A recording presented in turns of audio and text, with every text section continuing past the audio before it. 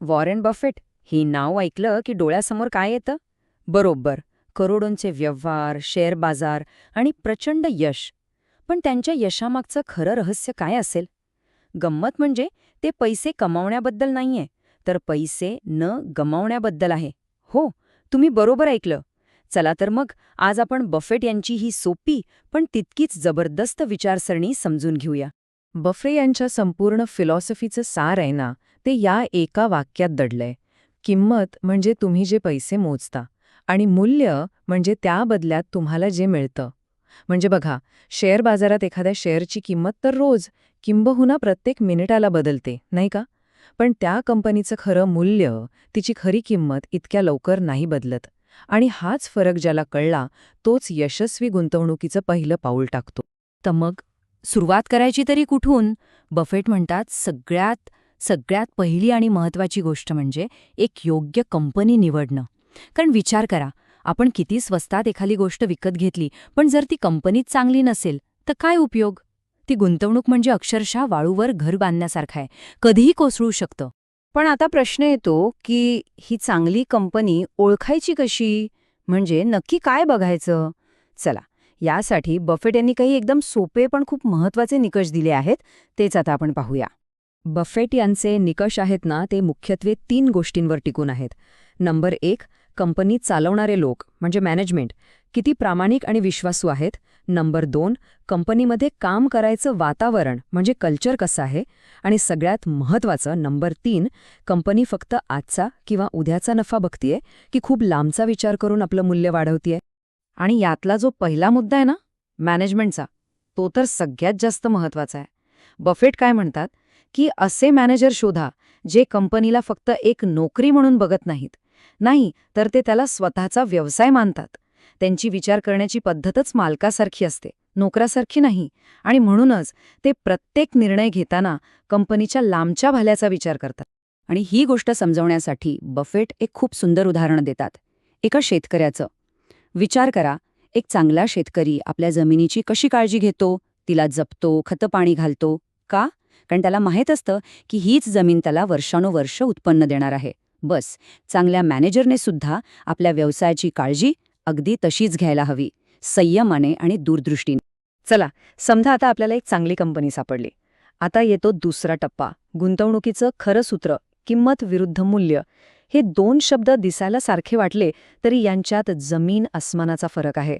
आणि हा फरक समजून घेणं खूप खूप गरजेचं आहे. बफेट यासाठी एक शब्द वापरतात, इंट्रिन्सिक व्हॅल्यू. सोप्या भाषेत सांगायचं तर कंपनीचं खरं मूल्य. आता हे खरं मूल्य म्हणजे काय? तर ती कंपनी तिच्या संपूर्ण आयुष्यात किती पैसे कमवून देऊ शकते याचा एक अंदाज. शेअर बाजारात दिसणारी रोजची किंमत म्हणजे फक्त एक आकडा असतो, तो बदलत राहतो. पण खरं मूल्य हे त्या कंपनीच्या बिझनेसचा आरसा आहे. या दोन्हींमधला फरक अजून सोपा करून सांगतो. किंमत म्हणजे काय? तर बाजाराचा मूड. आज सगळे घाबरलेले आहेत तर किंमत खाली, उद्या सगळे खूप लोभी झालेत तर किंमत वर. म्हणजे अगदी रोलर कोस्टरसारखं. पण मूल्य मूल्य हे एका मोठ्या मजबूत झाडासारखं असतं. ते हळूहळू पण एकदम स्थिरपणे वाढतं आणि ते पूर्णपणे कंपनीच्या कामगिरीवर अवलंबून असतं. मग आता प्रश्न उरतो की खरेदी करायची तरी कधी? आणि इथे येतो बफेटांचा सगळ्यात महत्त्वाचा golden rule, margin of safety, म्हणजेच सुरक्षिततेची हमी. याचा अर्थ एकदम सोपा आहे. समजा एखाद्या कंपनीचं खरं मूल्य म्हणजे इंट्रिन्सिक व्हॅल्यू ₹100 आहे, तर ती कंपनी 50 किंवा 60 रुपयांना खरेदी करायची. म्हणजे चांगल्या गोष्टीवर भरघोस डिस्काउंट मिळवायचा. ही जी मधली गॅप आहे ना, तीच आपली सेफ्टी आहे. बफे स्वतः याचं एक मस्त उदाहरण देतात. ते म्हणतात, मार्जिन ऑफ सेफ्टी म्हणजे काय? तर एक असा पूल बांधा जो 30,000 किलो वजन उचलू शकतो, पण त्यावर फक्त 10,000 किलोचे स्ट्रक जाऊ द्या. म्हणजे काय की तुम्ही तुमच्या अंदाजापेक्षा खूप जास्त सेफ्टी ठेवली आहे. उद्या काही चूक झाली तरी पूल कोसळणार नाही. गुंतवणुकीचंही तसंच आहे. ठीक आहे, तर आपण एक चांगली कंपनी निवडली, मार्जिन ऑफ सेफ्टी वापरून योग्य किमतीत खरेदीही केली. पण काम इथे संपत नाही. खरं तर खरी परीक्षा आता सुरू होते. बाजारातल्या रोजच्या चढ उतारांना तोंड देण्यासाठी योग्य मानसिकता असणं हे तिसरं आणि तितकंच महत्त्वाचं सूत्र आहे. अनेकांना बाजारातल्या रोजच्या चढ उतारांना पाहून भीती वाटते, नाही का? मार्केट खाली गेलं की पोटात गोळा येतो. आणि याच भीतीमुळे अनेक जण चुकीचे निर्णय घेतात. पण यावर मात करण्यासाठी बफेट यांनी एक भन्नाट, एकदम इंटरेस्टिंग कल्पना मांडली आहे.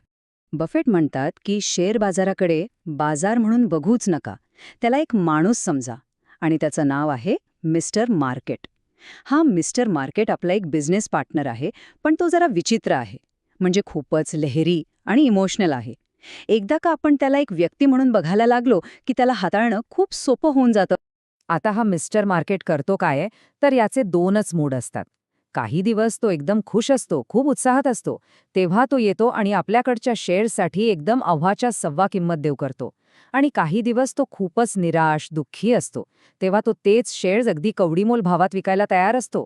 महत्वाचं काय आहे, तर त्याच्या या किमती त्याच्या भावनांवर अवलंबून असतात, कंपनीच्या खऱ्या मूल्यावरलाही. मग आपण काय करायचं? सोपं आहे. मिस्टर मार्केटला आपला गुरु मानायचा नाही, त्याला एक साधन म्हणून वापरायचं. त्याच्या मूड स्विंग्स ही आपल्यासाठी एक संधी आहे. जेव्हा तो दुःखी आणि निराश असेल, म्हणजे जेव्हा तो स्वस्तात शेअर्स विकत असेल, तेव्हा त्याच्याकडून खरेदी करायची. आणि जेव्हा तो खूपच उत्साही, ओव्हर कॉन्फिडंट असेल, तेव्हा शांतपणे त्याच्याकडे दुर्लक्ष करायचं. सगळ्यात महत्त्वाचं, त्याच्या मतावर नाही तर स्वतःच्या अभ्यासावर विश्वास ठेवायचा. तर या सगळ्या चर्चेचं सार काय? आपण बफेट यांच्या या संपूर्ण विचारसरणीला एकदम सोप्या 3 नियमांमध्ये बसवू शकतो. हे 3 नियम लक्षात ठेवले की झालं. पहिला नियम, असा एक भारी व्यवसाय निवडा जो आपल्याला सहजपणे समजतो. दुसरा नियम, तो व्यवसाय अशा किमतीला विकत घ्या जिथे आपल्याला मार्जिन ऑफ सेफ्टी म्हणजेच सुरक्षिततेची मोठी हमी मिळेल. आणि तिसरा नियम, एकदा खरेदी केल्यावर एकदम शांत आणि संयमी मनाने तो दीर्घकाळासाठी आपल्याकडे ठेवा. बस. आणि जाता जाता प्रत्येकाने स्वतःला एक प्रश्न विचारायला हवा. आपण जेव्हा गुंतवणुकीकडे बघतो तेव्हा आपल्याला रोज वर खाली होणारी किंमत दिसते की त्यामागे दडलेलं हळूहळू वाढणारं मूल्य दिसतं? कारण या प्रश्नाचं उत्तरच आपल्या गुंतवणुकीची दिशा ठरवणार आहे.